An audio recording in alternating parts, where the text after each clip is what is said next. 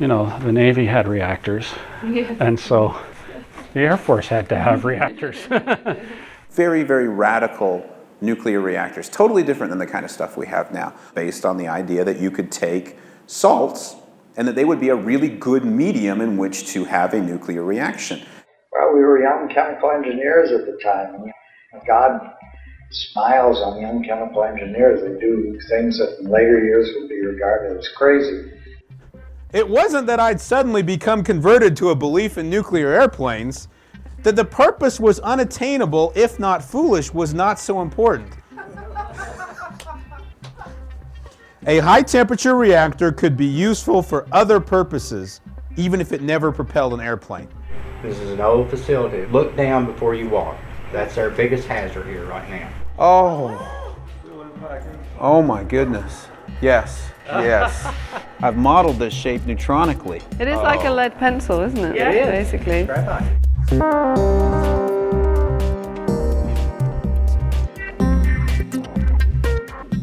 We just returned from a trip to Oak Ridge National Laboratories, and one of the exciting things that the Baroness and I got to do was to tour the molten salt reactor experiment, which was one of these type of reactors that was built in the 1960s. It was an experiment that demonstrated many of the key technologies, although there are some that still remain to be demonstrated.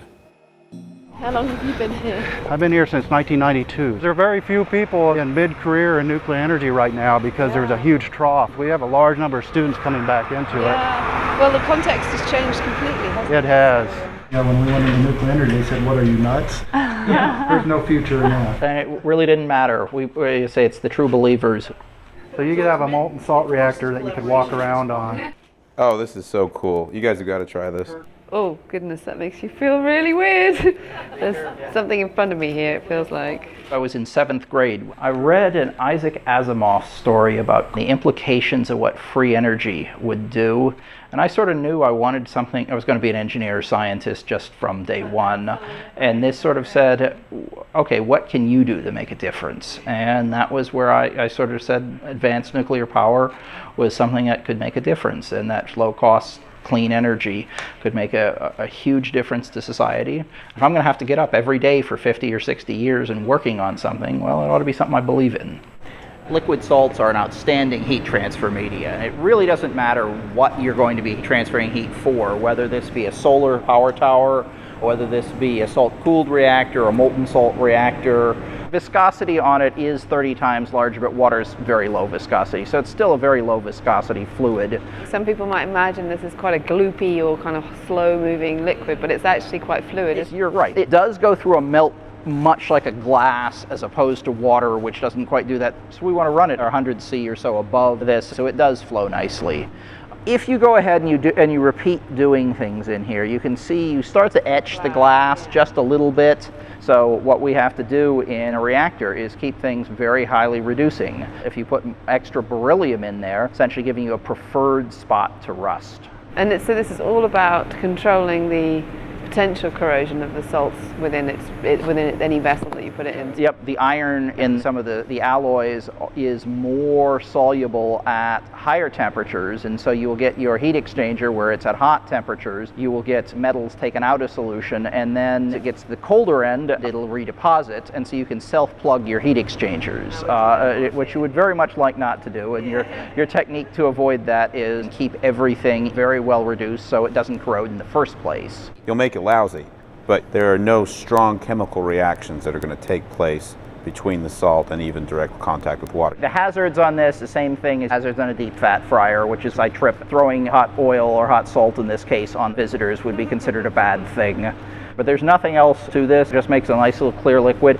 But I'll just pour this out into a little stainless steel crucible, and you could hear that little snap there was a little bit of moisture at the bottom of the stainless steel. I mean, at 450, I mean, this thing is a solid. So it doesn't take very long for it to form the solid again. Isn't that a nice feature? If you had a little crack on this and it was starting to weep, it forms a plug. Self-plugging. A self-plug. That's a nice thing, not being under pressure. On the other hand, if your design keeps the vessel hot, it'll stay liquid on there, but that's why you have a guard vessel. If absolute worst case happens and you have massive vessel rupture, well, you still catch it.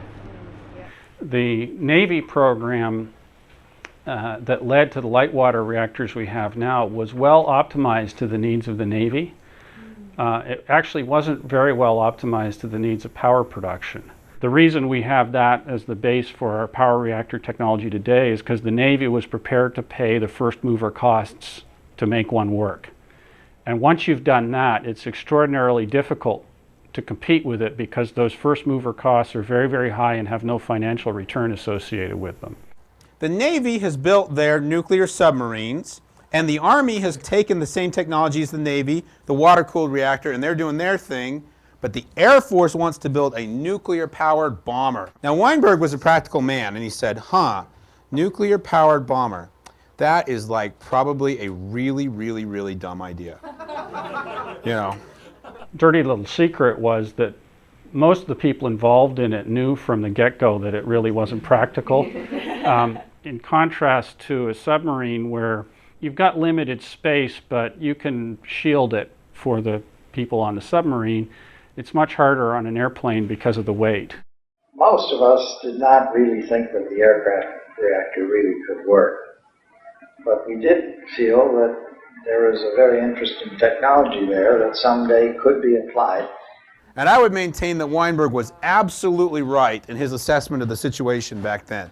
He knew that to make the nuclear airplane work, they couldn't use water-cooled reactors. They couldn't use high-pressure reactors. They couldn't use complicated solid-fuel reactors. They had to have something that was so slick, that was so safe, that was so simple, that operated at low pressure, high temperatures, had all the features you wanted in it. They didn't even know what it was. I think someday this will be looked at as one of the great pivot points of history, that if this program, this nuclear airplane program, had not been established, the molten salt reactor would have never been invented, because it is simply too radical, too different, too completely out of the ball field of everything else for it to be arrived at through an evolutionary development.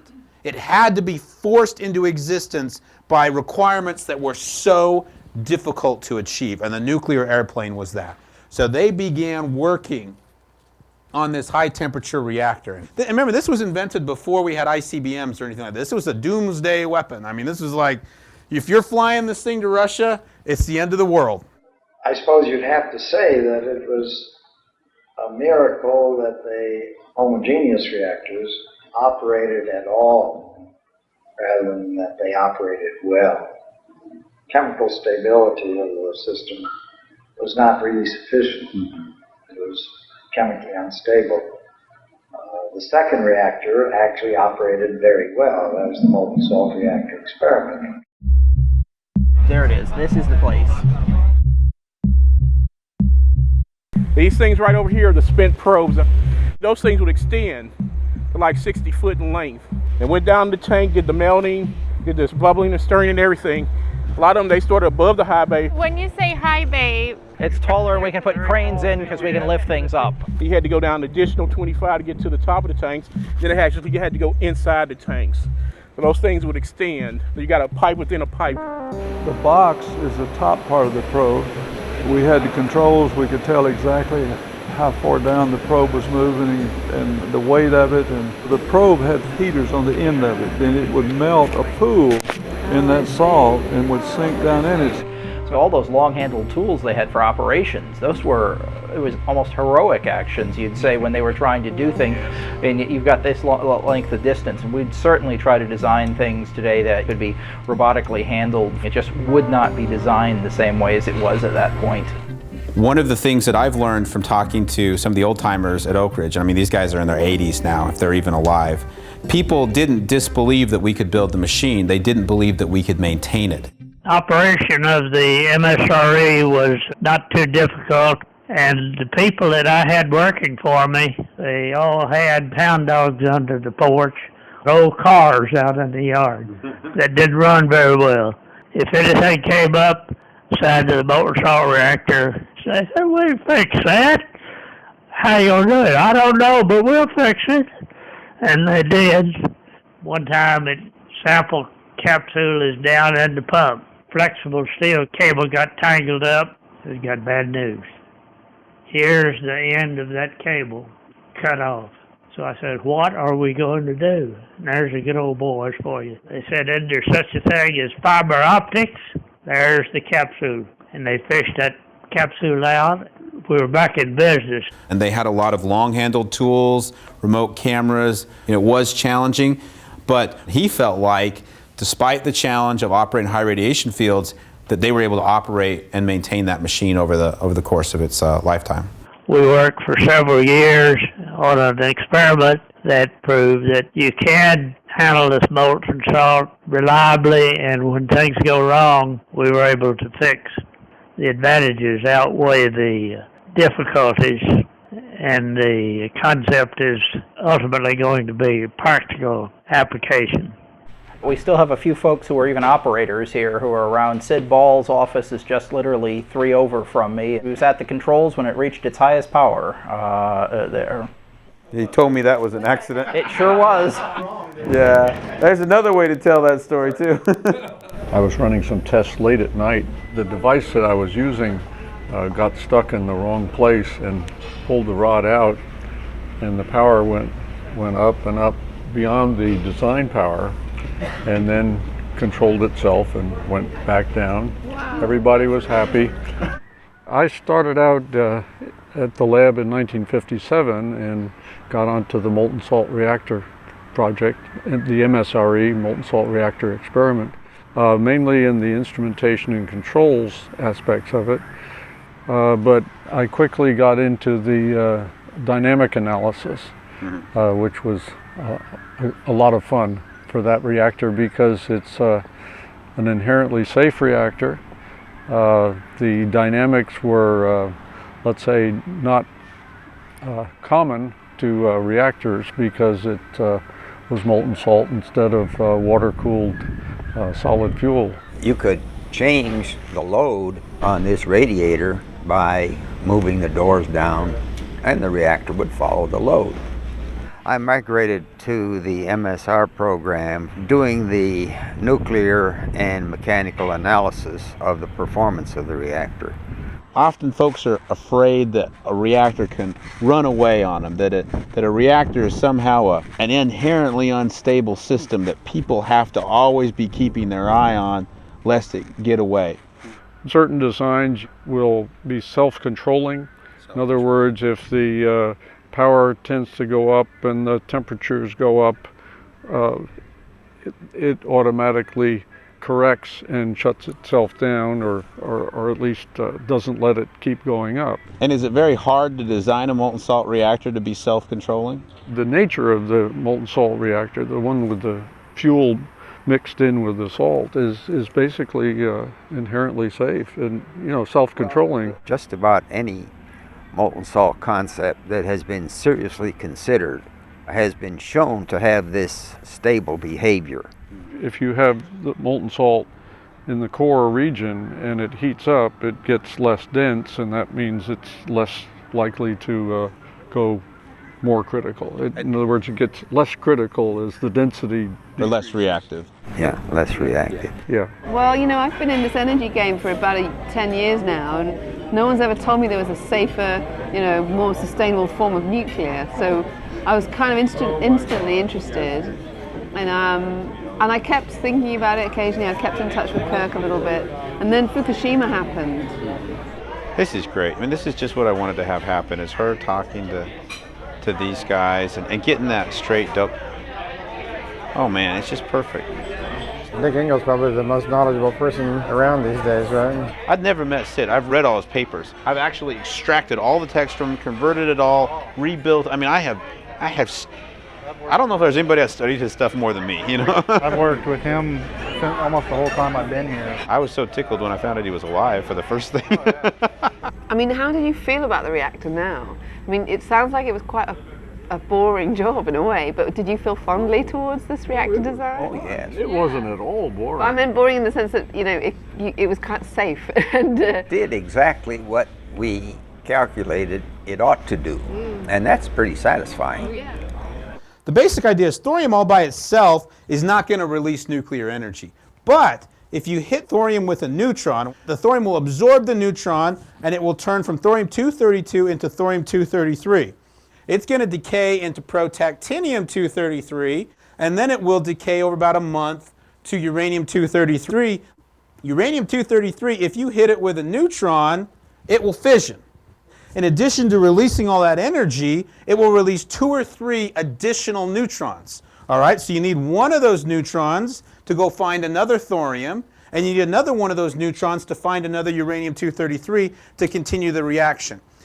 You're fissioning uranium-233, but you're making a new one. You can almost think about it as a pseudo-catalyst. If you had some uranium-233, you could catalyze the burning of thorium indefinitely. So through this process, you can essentially implement that very simple thorium cycle, and this is what Weinberg and his team were working on in the 1960s. The molten salt reactor experiment was the core. After they completed the molten salt reactor experiment, they went to the Atomic Energy Commission. They said, hey, gee, can we have some more money? We'd like to go now and build the real thing. We'd like to build the blanket, and we'd like to hook a power conversion system on and make electricity. They felt like they'd shot the moon. Well, the Atomic Energy Commission, unfortunately, did not share their zeal to continue with the technology. Milton Shaw, who was the head of reactor development in Washington, called up Alvin Weinberg and says, stop that MSRE reactor experiment, fire everybody, just tell them to clear out their desk and go home, and send me the money for fast breeders. Milton Shaw was sold on the sodium-cooled fast breeder reactors, and I am not familiar with why that was.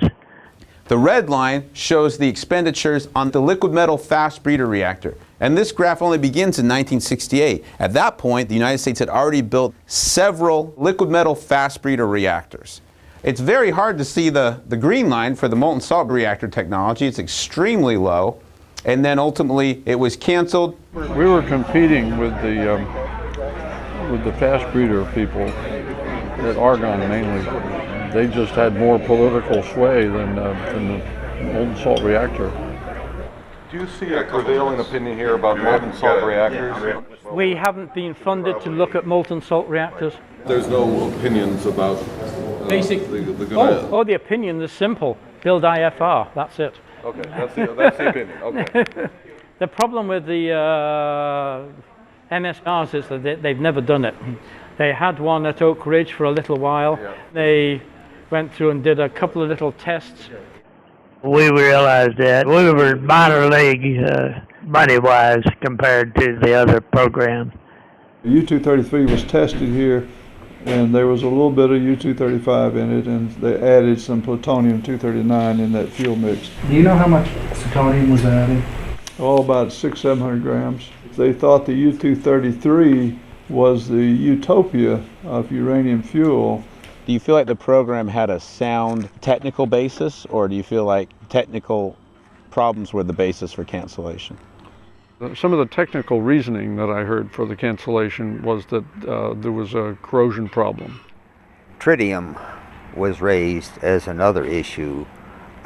We made no effort on MSRE to do anything with tritium, and there was a perception that managing tritium was going to be a very difficult, if not insurmountable, issue. This is the WASH 1222 report from the AEC.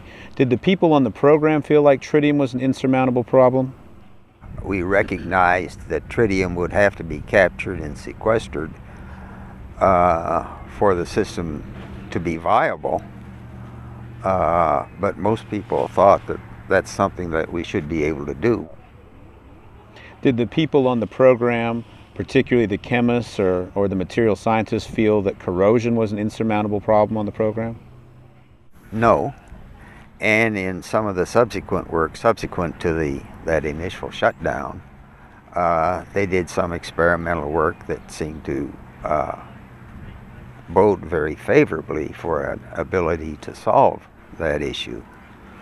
As well as the tritium issue, by the way, because we did do some tritium experiments in that 1974 to 76 period, and those are documented.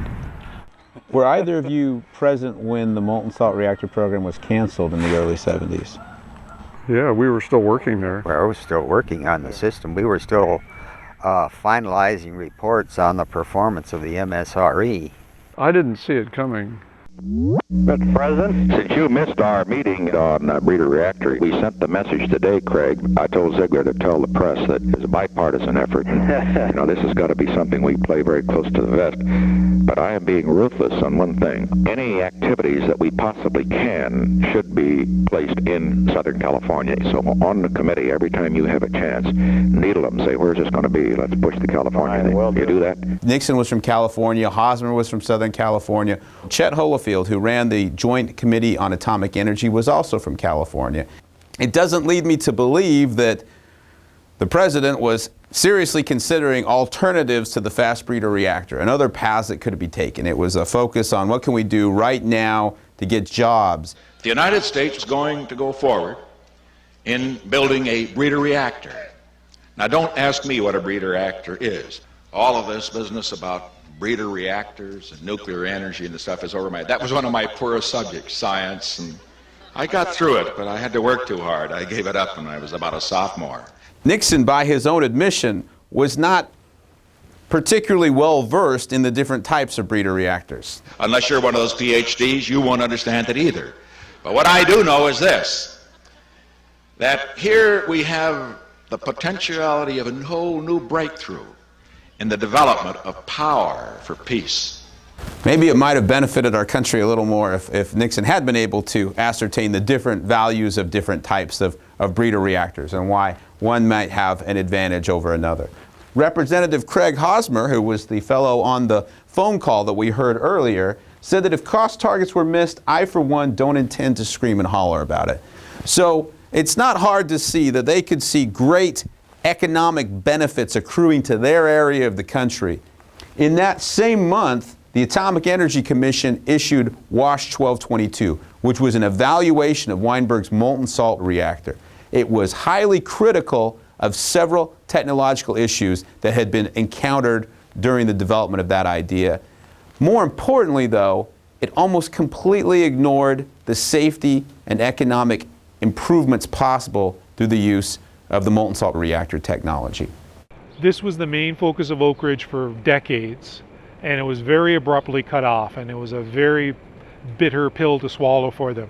So a lot of these great minds, they thought their life work had kind of gone to waste. The original shutdown came early in 1972 with a letter from Mr. Shaw that says, "Thou shalt stop right now." One anecdote that I heard, he said, put your hand on your desk, take everything that has to do with molten salt, sweep it off, and you're finished. I saved all my documents. I did too.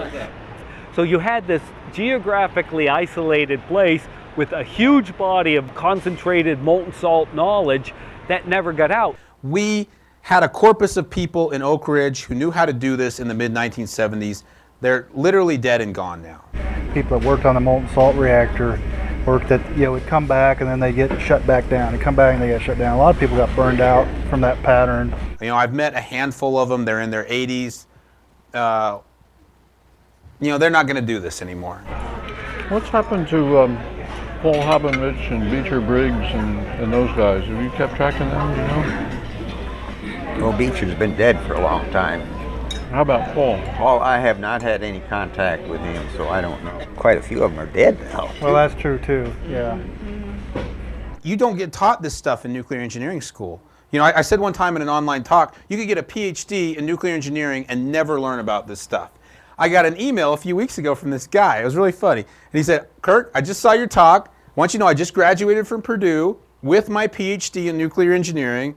And I want to tell you, you're absolutely right. I have never heard of this stuff before. And he goes, I want to tell you, it's even worse than that because I'm totally a student of nuclear history and I've never heard of this. How did I not hear this? He goes, it's great though. He goes, you're absolutely right. This is top-notch stuff they did and we should be working on it right now. But it's absolutely possible for you to go through a normal curriculum and never learn about this. This one time, thick books, spiral bound, and they're just jumbled all over this pallet.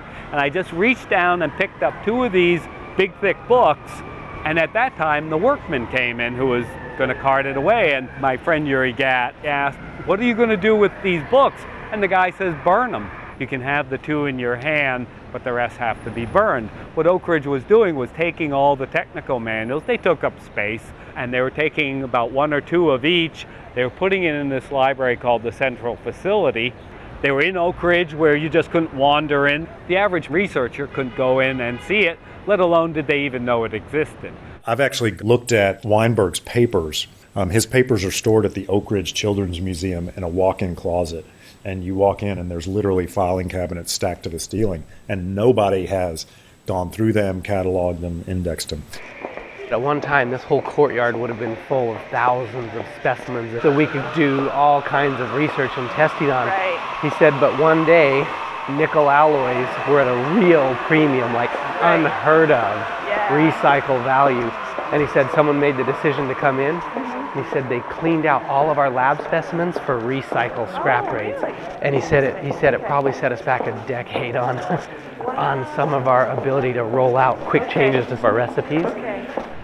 Oak Ridge made a lot of these salt loops. It's where basically little circular loops of plumbing pipe where they would circulate this hot molten salt to see did it corrode the piping. And then they would run these things for 20 and more thousand hours of operation. They were valuable artifacts of the molten salt age. Well, Oak Ridge was throwing them away. And Yuri Gatt was like, no, we need these if and when we restart molten salt. We are trying to demonstrate some of the core technologies you have to make liquid salts a standard heat transfer material. The idea of this loop to retain our expertise in using high temperature salts, to provide a platform for us to test different components, different reactor concepts. Above about 600 C, it becomes technologically very difficult to transfer heat effectively. The loop is designed to run at 700 Celsius. That's about 1300 degrees Fahrenheit. And the whole loop is made out of Inconel 600. Ideally for salts, you'd use an alloy like Hastelloy N. Right now you can't really get the right components, the right shapes using Hastelloy N, so we use Inconel 600. It's maybe not the best option, but it's the economical and available option. This one does flow, so as the salt flows through it, it sends a sound wave through, and that measures the Doppler shift. Nice. So these are fluidic diodes. It's a way to control a liquid flow without using like a valve. In normal operation, it goes this way, it comes in this side and out this side, and that creates a lot of resistance. It spins around and comes out. During an accident, the flow reverses and goes this way, and there's not a lot of resistance going from here, just flowing out here, because it doesn't spin around.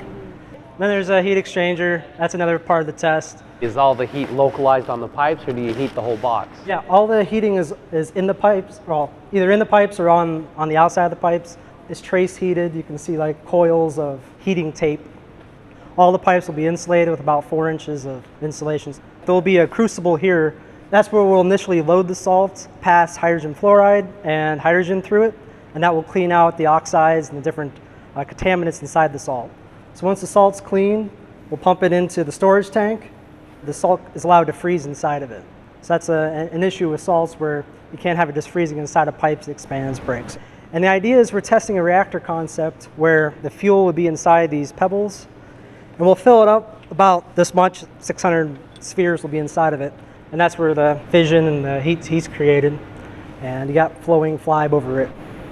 Can I ask what the theory was around using a sort of a solid fuel pebble into the flybe rather than dissolving the actinide into the salts? Currently in this country, we're not really looking at the molten salt fueled systems. Using a molten salt as a so-called working fluid, it is doing the job of transferring heat from one place to another. Molten salts have what's called a heat capacity, right? It's the ability to hold on to heat. They're great at it. In the example of your car, you want to move the heat away from your engine as efficiently as possible and then just disperse that heat. Boiling point of water is only 100 Celsius. It's only 212 Fahrenheit. Don't ever open your radiator. Why? Because it's under enormous pressure. This building is the size it is, and it's the way it is, precisely to accommodate this event. They've designed this reactor so if this happens, all the steam is captured in this building and doesn't get out. It's much, much, much bigger than the reactor, and that's all driven by that 1,000 to 1 difference in the density between steam and liquid water. The boiling point of a molten salt, however, could be 1,000 Fahrenheit, could be 1,500 Fahrenheit, depending on the type of molten salt.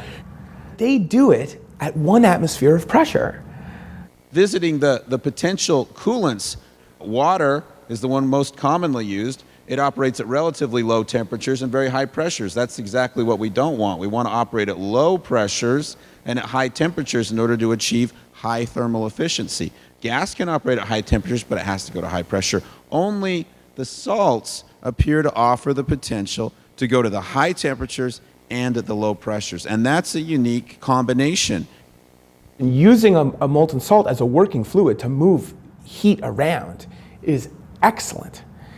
Because in the example of a molten salt as a working fluid, in this case, you want as much of that heat as possible. Now, fluoride salts can also contain nuclear fuels like thorium and uranium, and that eliminates a major cost of what we do today in nuclear, which is to fabricate nuclear fuels. Okay, let me talk about today's nuclear fuel. They take these fuel pellets and they slide them down these zirconium tubes, segregate the pellets along the length of the fuel assembly according to enrichment. They'll put the most enriched ones in the middle, and then they'll kind of decrease the enrichment along the length of the fuel assemblies. It's a ceramic. It's a lot like the stuff your coffee cups or your cooking ware is made out of. Great at going to high temperature, but not thermally conductive, and so it gets very hot along the center line of the fuel. I mean, this stuff has about the cross-section of a pencil, but between the center and the edge will be like 1,000 degrees of temperature difference. That puts enormous thermal stress on the material itself. You can't even come close to 100% burn. I mean, not even approaching it. If it gets too damaged, it's going to breach the cladding. It's going to let some of its fission products out. So you get very, very, very poor fuel utilization.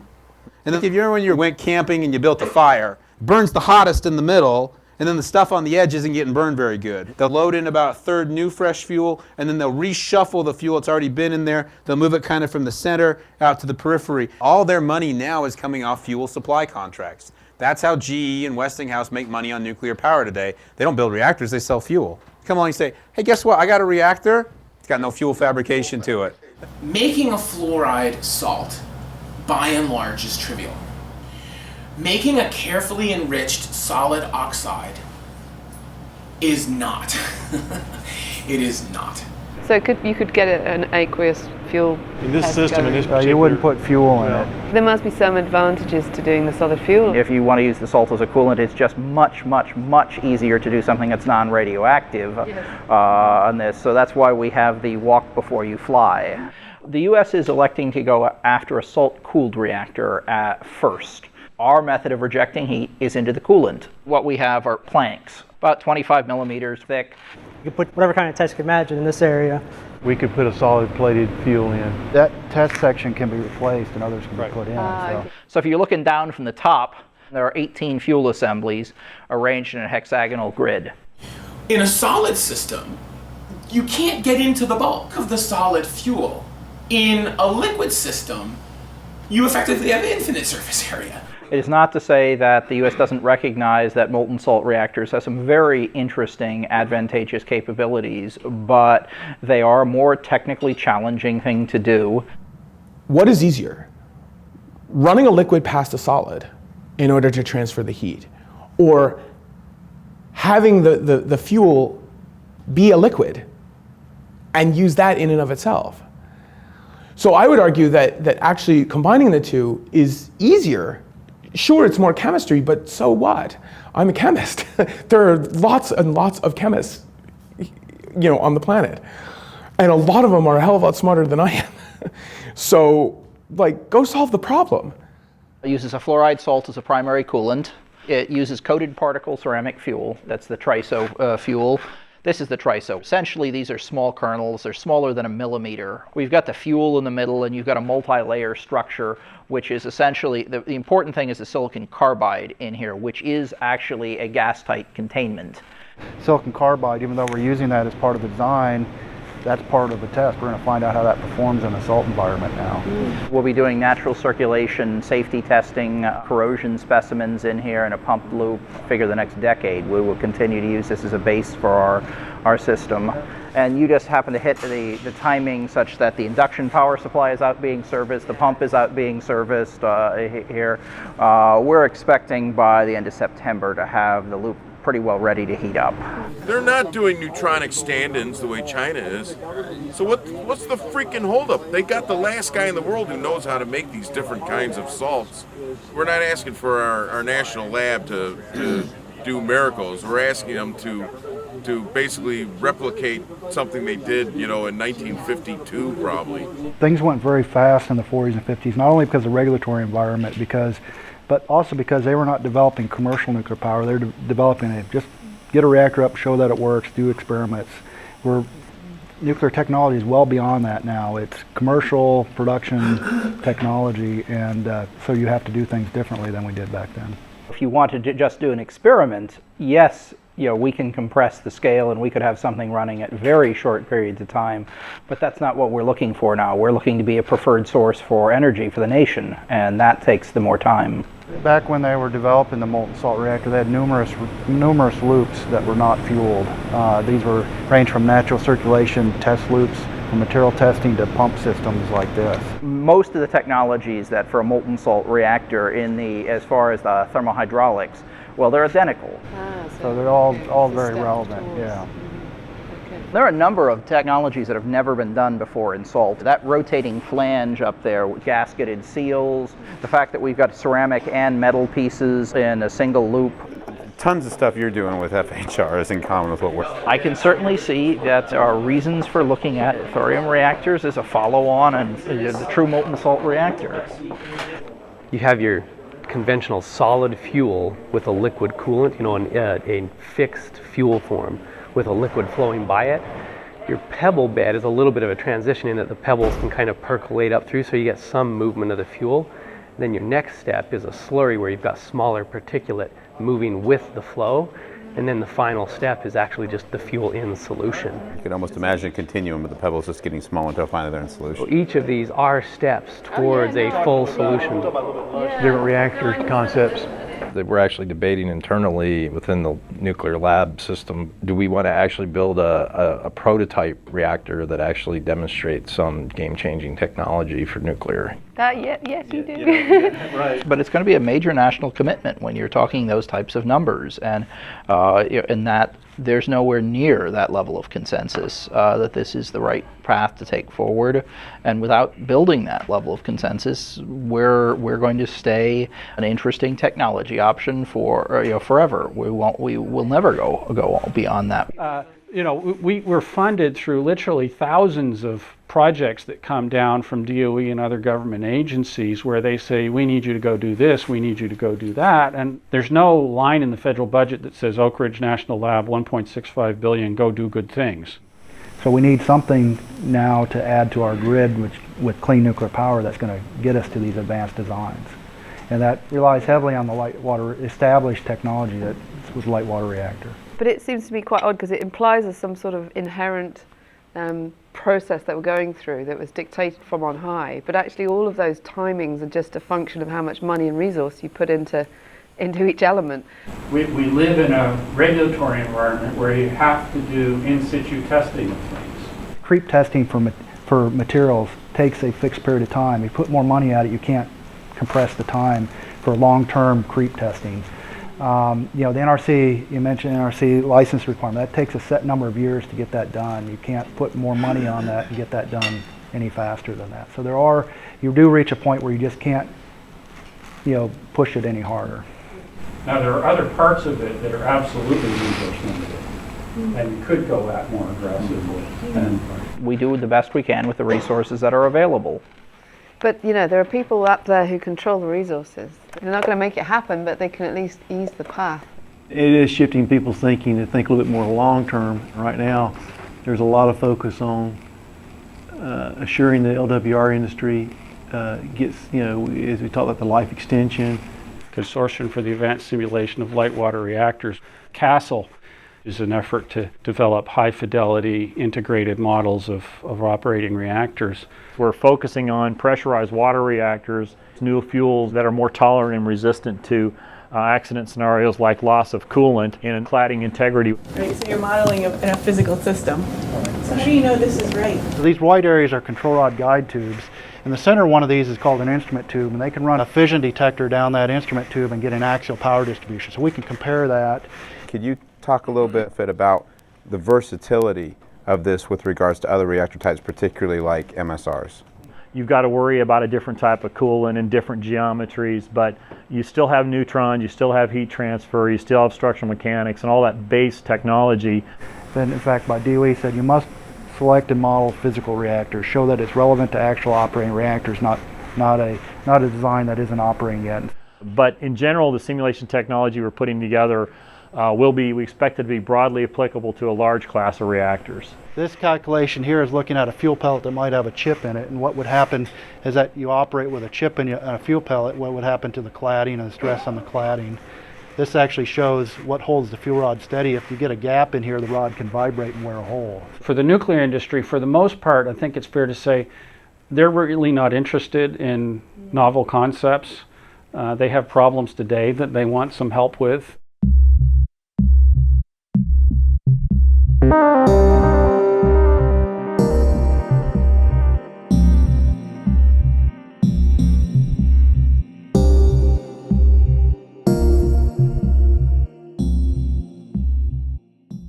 Some of the people that we were visiting with in Oak Ridge over the last few days were retirees who had actually worked on the molten salt reactor program. An issue that was repeatedly brought up was it's a very, very different kind of machine than what the nuclear industry is used to. Suddenly here were these young people who were kind of showing an interest in their technology that they obviously had a real fondness for. There's now a whole bunch of people out on the internet that are following this, taking such an interest in their sort of pet project that they clearly loved. One of them said, "Oh, everything I worked on got cancelled." It's like, which they feel, that perhaps that their secret had been overlooked. But I think we're hopefully resurrecting it just in time. A filmmaker in Canada put out a request on Kickstarter, which is a way to raise funds over the internet, saying, "I'd like to make a video. I've done everything up to this point for about $1,000. I'd like to get $20,000." When we told those molten salt reactor retirees that 600 people had donated $40,000 on the internet to make a video about their work, I can't even tell you how excited they were. Yeah, it was awesome. One of them looked at each other and they said, "This sounds crazy, doesn't it?" And he was like, "Yes, I'm not sure these guys are telling me the truth." Do you think building molten salt reactors in the future would be a good idea? Oh, heavens, yes. Dick, what do you think? I think it would be a very good idea. The people at the lab and other places around the country that study the global warming situation say that it is a serious problem down the road. How far down the road, I don't expect to see myself because I'm an old codger, but I think my grandchildren are going to see a heck of a big problem. Power reactors don't contribute CO2 to the atmosphere, and so they should, by golly, be pursued, period. And not to do it is sort of insane, really. Even if you say that we can still go up into the polar regions and drill under very difficult conditions without disastrous after effects or side effects, and bring that out, we still have a finite source of fossil fuel materials. Thorium resources are known to be very plentiful, and I think it certainly makes a lot of sense that India is going that way, looking at use of thorium as a fertile material, and I think we should also be looking at that. Well, unlike most people, gentlemen, you two did something about it a long time ago, and thank you very much. I greatly appreciate all your work. Thank you, and thank you for your time too. And thanks for dinner. Exact same thoughts for me. Thanks for all your work. Thank you. You're very welcome.